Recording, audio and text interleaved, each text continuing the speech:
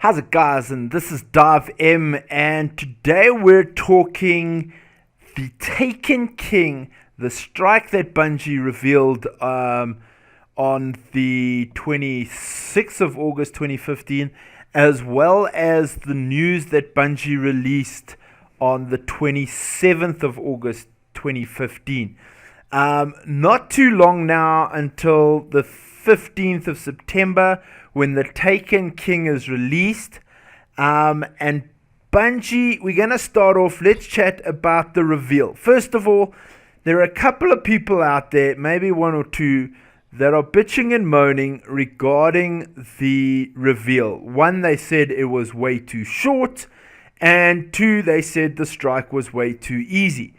My personal opinion, the guys showed a hell of a lot of information. Bungie is still keeping things close to their chest on a lot of things. They're creating the hype. I don't think it was a bad reveal. Mr. Fruit was a legend, as always. And I think the ease of the strike itself wasn't a problem. After Bungie did the House of Wolves reveal with Professor Broman in the prison, and they ran into the issue that in the time frame that they were looking at doing the reveal, the guys weren't able to complete it. They didn't want to run through that again and have that kind of a problem. So I think Bungie did the right thing. It was a level 36, I think, strike, and the guys were level 40. So yeah, it's gonna be an easy strike for the guys to run. But the mechanics is there, the excitement is there. The if you're playing some of the strikes out there and you want to run through a quick strike, you know what it's going to be like to run a quick strike. If you want it harder, they'll have the harder levels available for us on release, and we can then play it at the harder level. So I don't think Bungie did a bad thing. That's my opinion. If you guys want to argue or give me your point of view, please feel free to drop a comment. I don't have a stress. I think Bungie did an awesome reveal. And it's mainly because I'm super hyped about the whole Taken King coming out. So let's talk about the strike itself. From the looks of it, the Dreadnought looks amazing.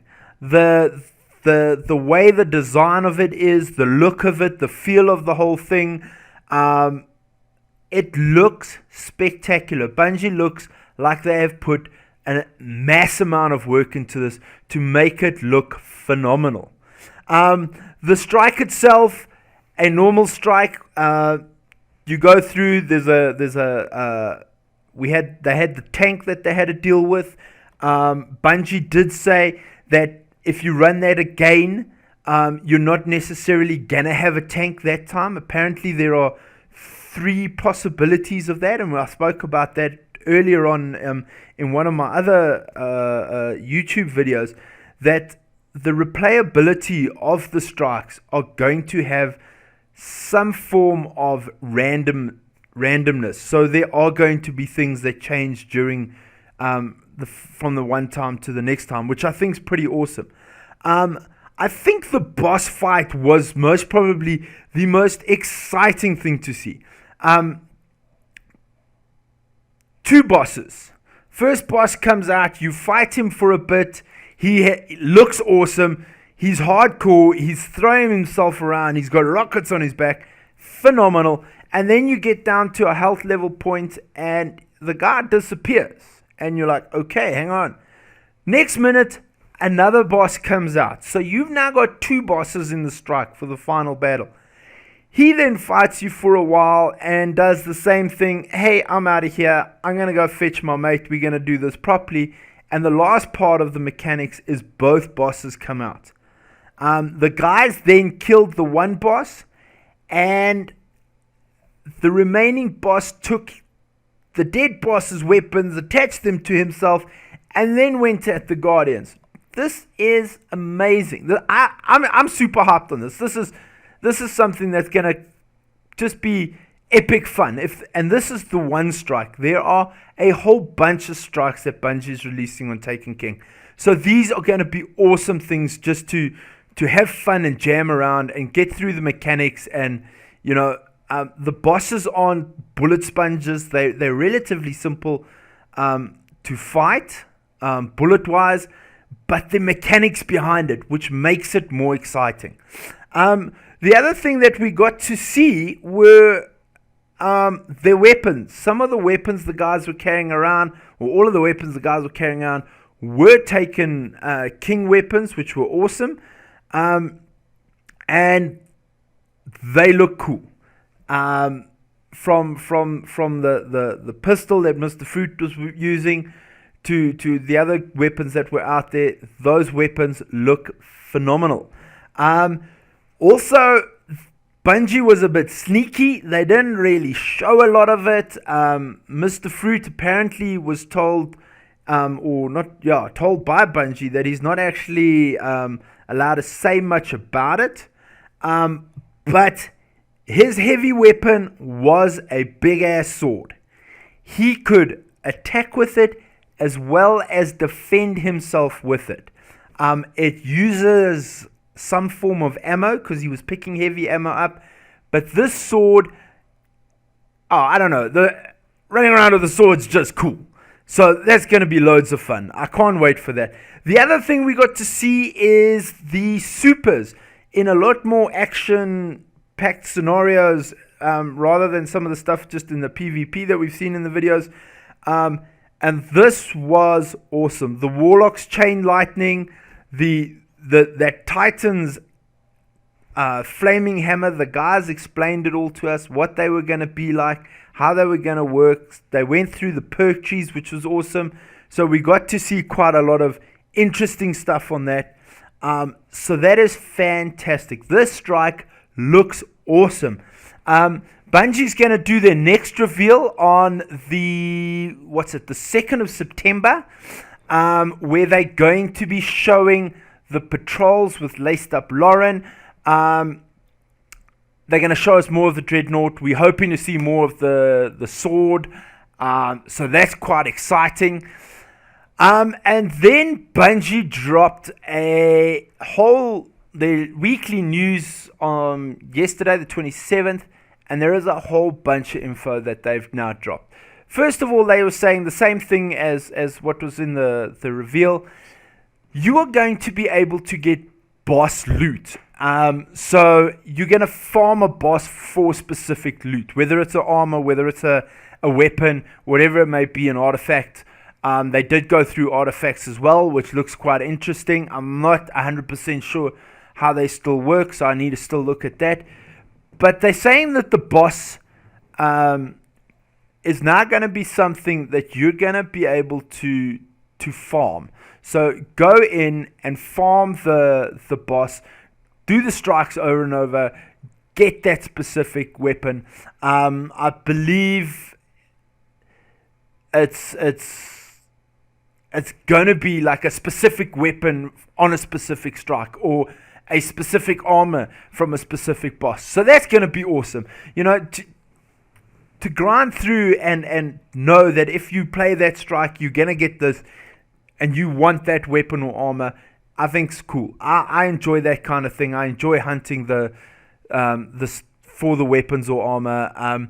Luke Smith in the news did say armor drops that look like trophies from the strike bosses. So I don't know if they're going to be worth anything, or they're just going to be something that we keep because they look cool, or if they're going to be serious armor that like the raid gear was in year 1, Vault of Glass gear, Crota's gear. We'll have to wait and see. The other thing Bungie has now mentioned in the weekly news is the Nightfalls in year 2 are going to change. We all know if you do a Nightfall, we're very careful. We don't go gung-ho, because if the fire team dies, we get thrown back into orbit. And there's nothing worse than getting to the final boss and we all die and we have to start over the whole strike again. Bungie is now saying that wiping will no longer return the fire team to orbit. But they're also now going to do a 30-second timeout penalty if you die. So similar to raids, the normal raids, normal mode raids that we do, Vault of Glass, Crota. If you die, or even the prison, if you die, you've got 30 seconds until your fire team can revive you, which I think is pretty cool. That seems like a more fair. I don't know what you want to call it, but I think it's fair. Especially since I've done it a lot where I've got to the final boss on a Nightfall and then died and had to start the whole thing over again, which is an absolute pain. They've also mentioned that you're also going to be required to be a level 40 to play the Nightfall. So we're going to have to grind to get our level 40 the moment Taken King comes out. And they said that what they're doing is they're going to adjust the whole thing. They don't want us, we all used to go out on a Tuesday and grind all our characters as fast as we could to get that XP bonus from being a person who's done the Nightfall. They're changing that. They're taking the buff out for now, but they're going to adjust for XP and reputation on the account. So they're working on not necessarily a per player or per character guardian, but per account. So I've got 3 characters, but I've got the one account, so it's going to be per account, which I think is pretty cool. They've also now said that the weekly heroic strikes, what they say here is we've removed the dedicated weekly heroic strike from the game this fall. In its place, we added a new playlist, the Vanguard Heroic playlist. So there's going to be a strike playlist that we get to jam, which I think is awesome. What else they say here? Each week, players receive bonus legendary marks from the weekly heroic playlist. These rewards are received at the account level rather than the character level. So if you want to do it over all 3 of your characters, but you do one strike, you're going to get the same thing. If you do it on one character and do the strikes, you're going to get it on the same. So I think that's pretty cool because they're getting us to play a strike list rather than a specific strike, and you got to grind through that same strike over and over again. Which is pretty cool. They've also said required level is 40. They're going to, they say, instead, accounts receive legendary marks on completing the first 3 weekly strikes. So, whether you do it one character, like I said, one character, or your Hunter, your Titan, your Warlock, you do it 3 in a row, you're going to get the same end result. They're also removing the weekly cap on how many legendary marks can be earned. You still only have 200 marks that will be maxed in your bank that you can bank, but you can spend those and re-earn and spend those and re-earn unlimited. So you can grind away and you can buy what you want and just work at it to get the stuff you want, which I think is also pretty cool. They also guarantee a legendary enneagram drop from a character's first clear of a weekly heroic strike. So you play the first one, you clear it, doesn't matter which character you're playing with. If you're using all 3, you just use your one, you're gonna get that guarantee of a legendary enneagram, which is spectacular. The weekly PvP rituals,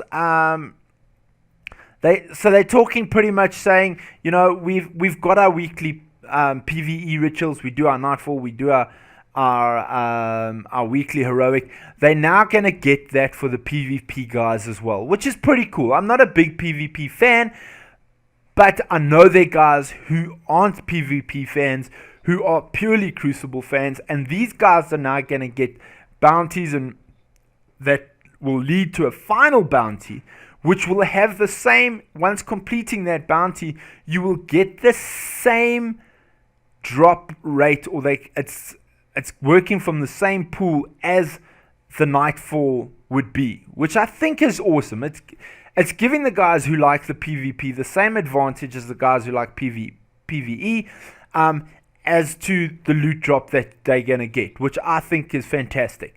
The last thing they've also said that was quite interesting in the weekly update was that they know that the daily heroics, the daily heroics, daily PvP, that those are important to us as well. We go out and we play them because they were giving us stuff. These days, I don't know, I've noticed that I don't play them that often because they're not giving me like anything special. And Bungie understands this. So they say here, playing multiple characters can sometimes feel like a job or a chore. The daily heroic and the daily PvP often felt that way. So we increased their rewards and made them an account completion. We want players to choose which character they want to play on and earn legendary marks on. They're pretty much saying, guys, that they understand we've got limited time frames on playing. I know I play a lot of Destiny. I got a mate who plays maybe twice a week, sometimes 3 times. I got another mate who doesn't play that often. I got another mate who plays almost as often as I do. So that's pretty cool that, we can go out, and even though you don't play that much, you can still run a daily, you can still run the weekly heroic strike list, you can still run the nightfall, and we're pretty much getting the opportunity to receive the same kind of things. Other than, like not being able to do a nightfall or a weekly because you don't have time and you don't have the fire team. I think that's cool that Bungie's noticed that and they want us to play and enjoy the game, and they're trying to put us into a position where we're able to do that. They also said that Oryx lies between us and these challenges. So Oryx is between us and the nightfall and the weekly strike list and stuff like that. We need to survive his wrath to partake in the new endgame.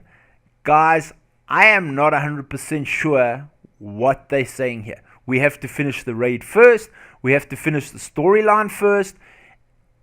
I don't know yet. We're going to learn more. But I think this is awesome. Play the storyline. Get through. Same as what we had with Prison. Get through that. And then let's get on to the end game. I think it's going to be awesome. I cannot wait for September 15 when Taken King drops. It's going to be epic. I am super hyped about this. Guys, please give me a like, follow, subscribe. Let me know if you guys are hyped, what you thought of the strike from Bungie's reveal, how you guys feel about the weeklies and the nightfalls. Are you happy? Are you sad? Do you think they're making it too easy, too hard?